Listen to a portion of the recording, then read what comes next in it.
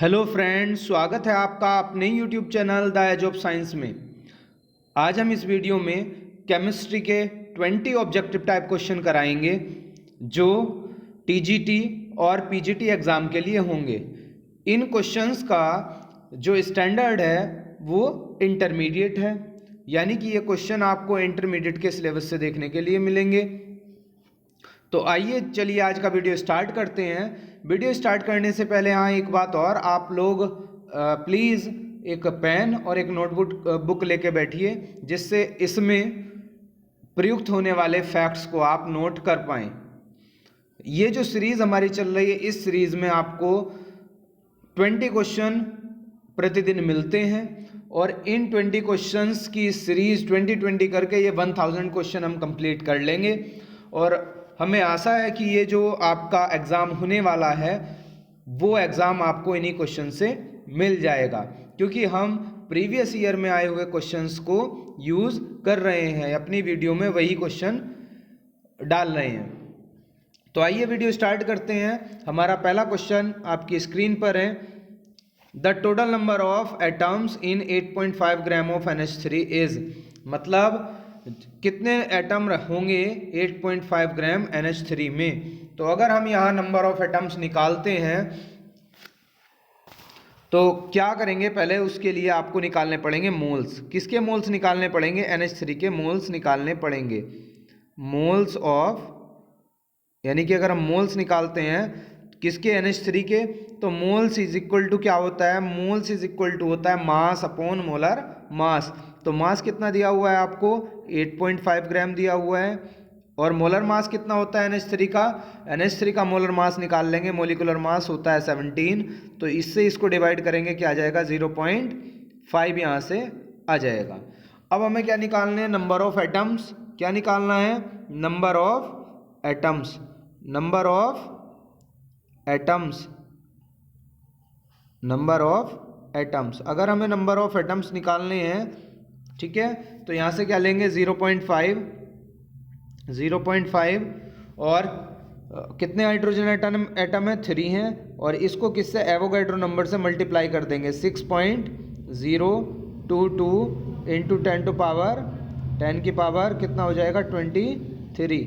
10 की पावर कितना हो जाएगा? 23। इससे मल्टीप्लाई कर देंगे तो जो आपका आंसर आ जाएगा यहाँ से, वो आंसर आ जाएगा 9.03 इंटू 10 टू पावर 23। ये क्वेश्चन आएगा, ये आंसर आएगा। तो यहाँ से जो ऑप्शन बनेगा आपका, ऑप्शन ए सही बन जाएगा।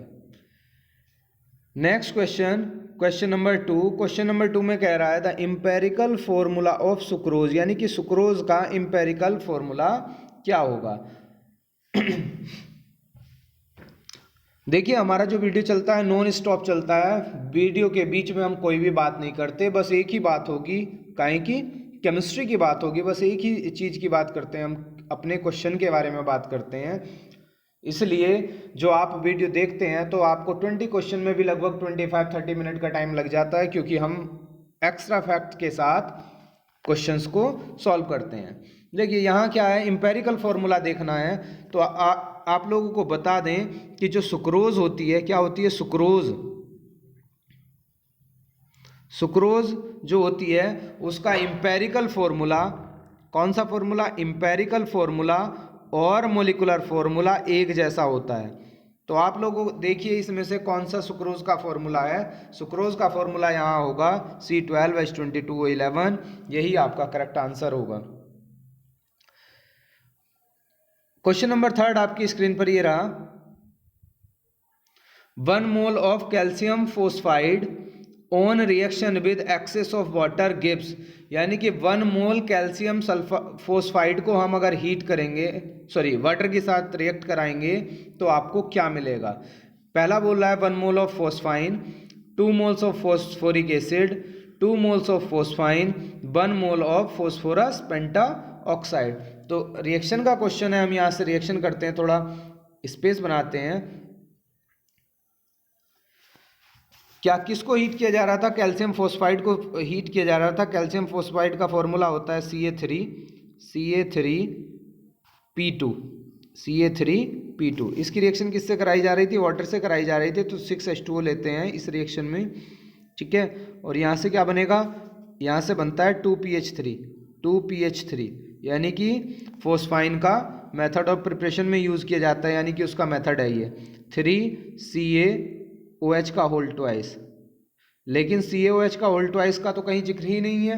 क्या बन रहा है यहाँ बन रही है 2 मोल्स ऑफ फोस्फाइन। PH3 जो फॉर्मूला होता है वो किसका होता है? फोस्फाइन का होता है, तो 2 मोल्स ऑफ फोस्फाइन, यानी कि ऑप्शन सी सही है। नेक्स्ट क्वेश्चन आपकी स्क्रीन पर, question number 4। The atomic mass of an element is 19। Atomic mass दिया हुआ है किसी एलिमेंट का, कितना दिया हुआ है? 19 दिया हुआ है। मान लिया जो आपका एलिमेंट है वो क्या है? X है, और उसका मास कितना दिया हुआ है? 19 दिया हुआ है, ठीक है। The second shell of its atom contains 7 electron. देखिए जो फर्स्ट सेल होगा, फर्स्ट सेल होता है K, और सेकंड सेल क्या होता है? L होता है। फर्स्ट सेल में इलेक्ट्रॉन रहते हैं आपके 2, और सेकंड सेल में इसने इलेक्ट्रॉन दे रखे हैं, कितने दे रखे हैं? 7, यानी कि फर्स्ट सेल में कितने रहेंगे? 2 रहेंगे। KLMN सेल होते हैं। फर्स्ट सेल में कह रहा है कि फर्स्ट सेल तो बता ही नहीं रहा है, ये सेकंड सेल में बता रहा है कि 7 इलेक्ट्रॉन है। इसका मतलब इन दोनों को अगर मिला लें तो टोटल इलेक्ट्रॉन कितने हो जाएंगे? टोटल हो जाएंगे 9।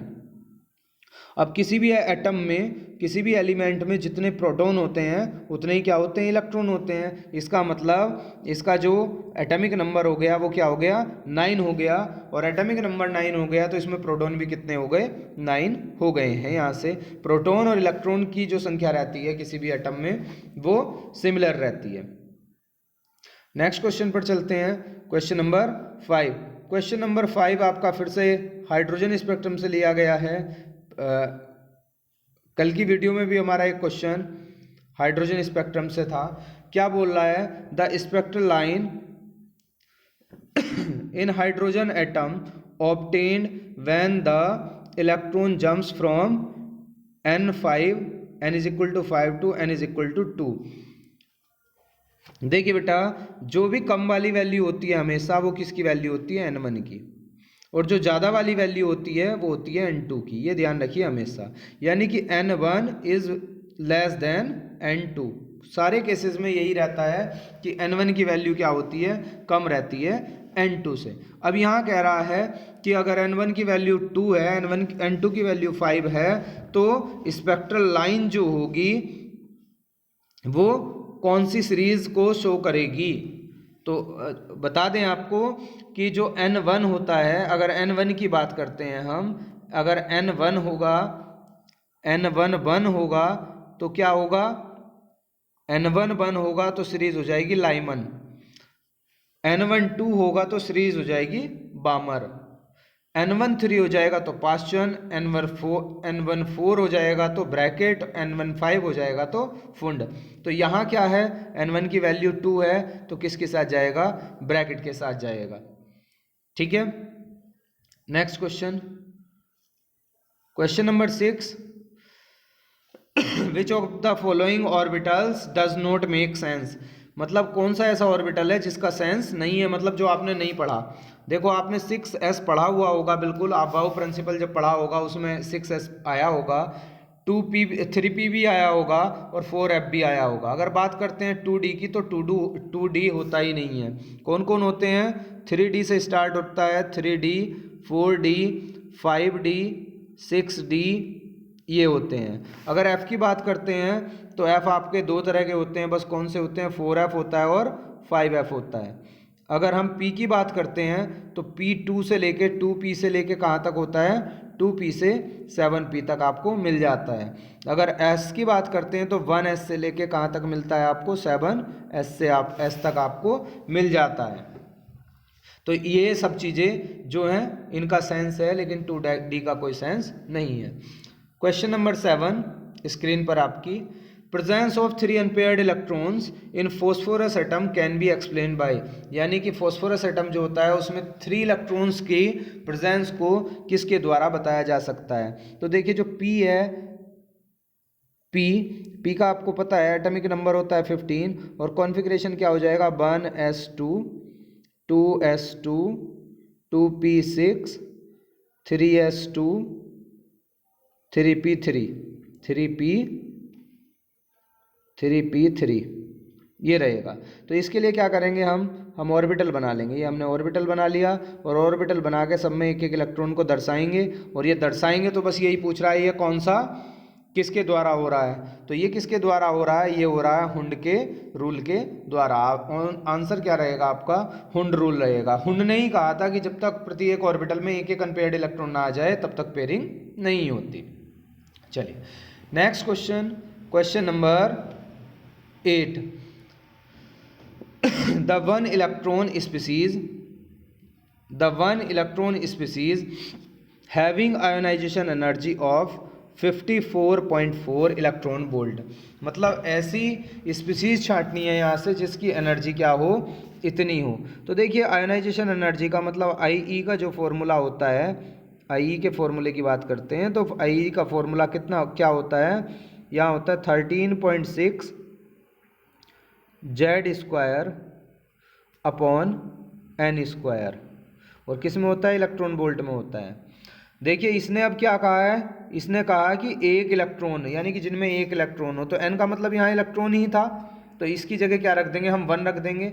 नीचे क्या रख दिया हमने, 1 का स्क्वायर क्या हो जाएगा, 1 हो जाएगा, और ऊपर क्या बचा आपका 13.6 जेड स्क्वायर। यानी कि हम सीधे सीधे ये बोल सकते हैं आई की वैल्यू अब यहाँ से रख पाएंगे हम, क्या हो जाएगी 54.4 इज इक्वल टू क्या हो जाएगा 13.6 जेड स्क्वायर।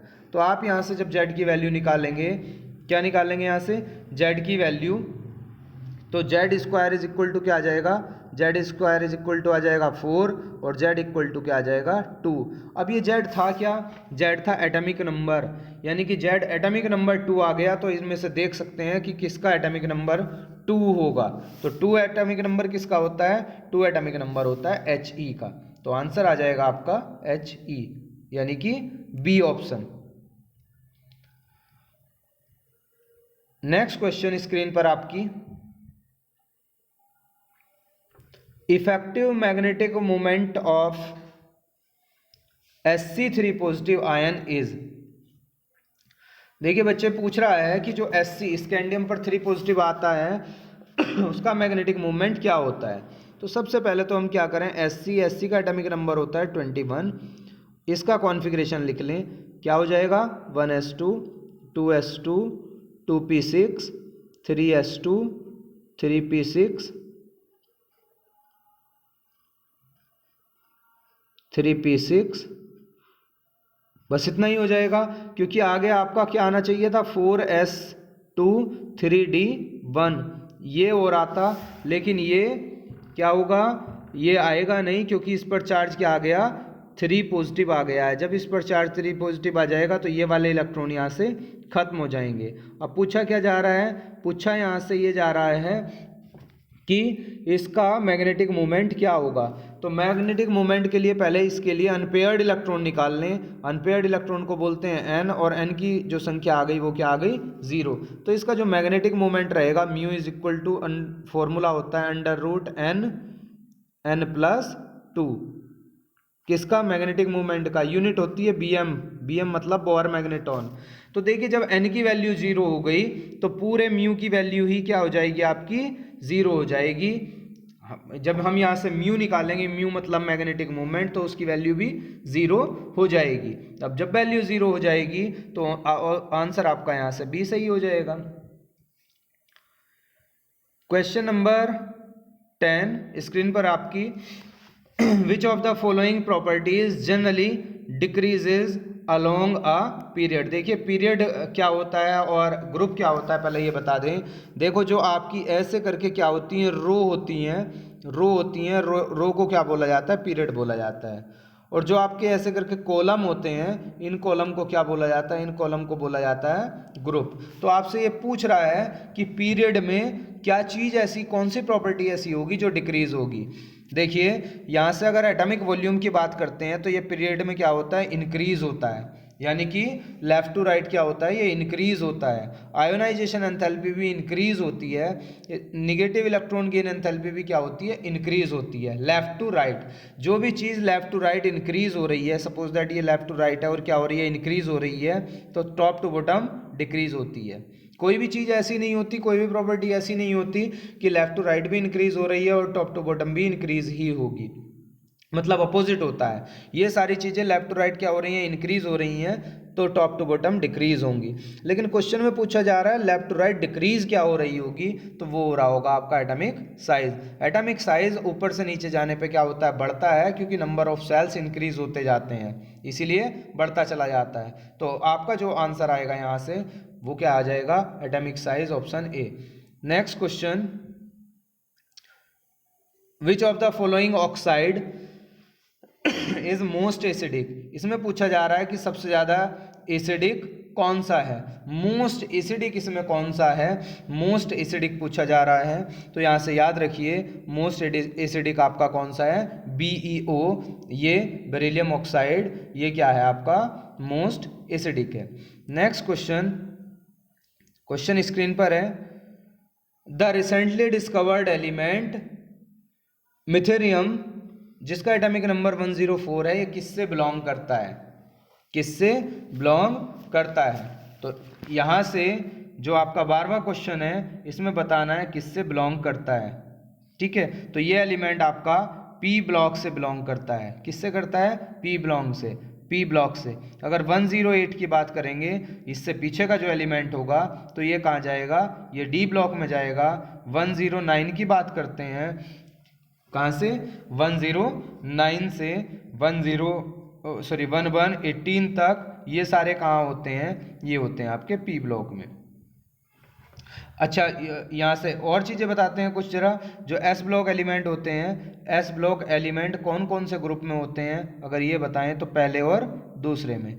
D की बात करें तो तीसरे से लेके कहाँ तक होते हैं, तीसरे से लेके 12वें तक होते हैं। P की बात करें तो 13वें से लेके कहाँ तक होते हैं, 18वें तक होते हैं। और F ब्लॉक की बात करते हैं तो ये 2 सीरीज़ में नीचे होते हैं, जिन्हें हम क्या बोलते हैं, 4F सीरीज़ और 5F सीरीज़, यानी कि ये पीरियोडिक टेबल से बाहर रखे जाते हैं।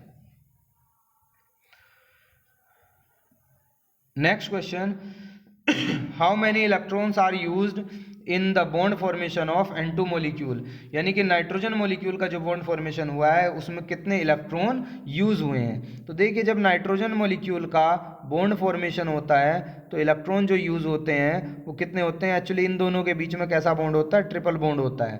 तो कितने इलेक्ट्रॉन यूज हुए होंगे, इलेक्ट्रॉन जो यूज हुए होंगे, देखिए बीच में जो इलेक्ट्रॉन आए हैं, हम इसके ऑक्टेट की बात करते हैं तो ऐसे बनता है, ये क्या बन गया, इसका ऑक्टेट बन गया, यानी कि नाइट्रोजन के बीच में कैसा बॉन्ड आ गया है, ट्रिपल बॉन्ड आ गया है। और जब ट्रिपल बॉन्ड आया है तो यहाँ देखिए कितने इलेक्ट्रॉन यूज हो रखे हैं, यहाँ इलेक्ट्रॉन हुए हैं 6 यूज, तो ऑप्शन जाएगा डी के साथ।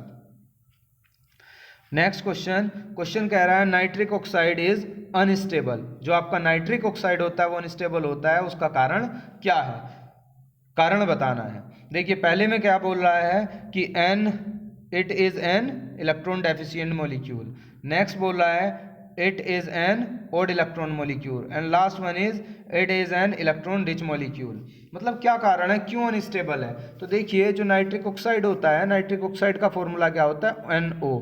अगर हम इनके इलेक्ट्रॉन जोड़ें टोटल तो इसमें 7 हैं और इसमें 8 हैं, यानी कि टोटल मिला के इलेक्ट्रॉन कितने आ गए, टोटल आ गए 15। और 15 जो नंबर है वो कैसा है, ओड इलेक्ट्रॉन है, तो इसका जो सही आंसर जाएगा वो ओड इलेक्ट्रॉन जाएगा। अब आगे क्वेश्चन आता है, अगर ये अनस्टेबल है तो स्टेबल होने के लिए क्या करता है। तो ये स्टेबल होने के लिए डाइमराइज हो जाता है, यानी कि इसके 2 मॉलिक्यूल जुड़ के N2O2 बना लेते हैं, और जब N2O2 बना लेते हैं तो ये क्या हो जाता है, डाइमराइज हो जाता है और स्टेबल हो जाता है। आशा है आपको समझ में आ रहा होगा। नेक्स्ट क्वेश्चन,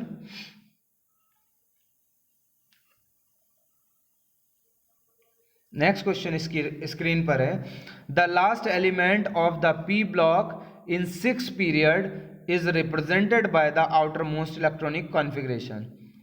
देखिए क्या कह रहा है कि जो P ब्लॉक का, और वो भी कौन से ग्रुप में, 6 पीरियड में, ग्रुप में नहीं 6 पीरियड में एलिमेंट होगा तो उसका आउटर मोस्ट इलेक्ट्रॉनिक कॉन्फ़िगरेशन क्या होगा। देखिए किस में बोल रहा है, पी ब्लॉक में और 6 पीरियड में, यानी कि 1 2 3 4 पीरियड कैसे होता है, ऐसे अभी बताया था पीरियड कैसे होता है, ऐसे ऐसे जो है छठा पीरियड जो होगा उसका लास्ट एलिमेंट क्या होगा। देखिए लास्ट एलिमेंट तो वही होगा किसी भी ग्रुप का जिसके आउटर मोस्ट सेल में 6 इलेक्ट्रॉन आ रहे होंगे। तो देखिए यहाँ आउटर मोस्ट सेल में 8 इलेक्ट्रॉन आ रहे होंगे, यहाँ भी नहीं है। यहाँ की बात करते हैं तो यहाँ 6 हैं, यहाँ की बात करते हैं तो यहाँ 8 हैं। ऑप्शन यही सही रहेगा, क्योंकि लास्ट में 8 क्यों आ रहे होंगे बच्चे, 8 इसलिए आ रहे होंगे क्योंकि सबसे लास्ट में कौन सा ग्रुप आता है, 18 ग्रुप आता है, और 18 ग्रुप के जितने भी एलिमेंट्स होते हैं उनके आउटर मोस्ट सेल में 8 इलेक्ट्रॉन्स आते हैं, इसीलिए यहाँ भी 8 आ रहे होंगे। Next question, the element with atomic number 57 belongs to, यानी कि जिसका एटॉमिक नंबर 57 है वो किससे बिलोंग करता है। देखिए 57 आपको ज़्यादातर देखने के लिए पीरियोडिक टेबल के नीचे जो 2 रो होती हैं इसमें यहाँ 57 देखने के लिए मिल जाएगा आपको। पहले ही कॉलम में यहाँ क्या मिल जाएगा 57, और यहाँ पे क्या मिल जाएगा इसके नीचे जो मिलता है यहाँ पे मिलता है 89। एक्चुअली ये होते किसके हैं, ये तो होता है La का, La को बोलते हैं लैंथेनम, और ये होता है Ac का, Ac को बोलते हैं एक्टीनियम।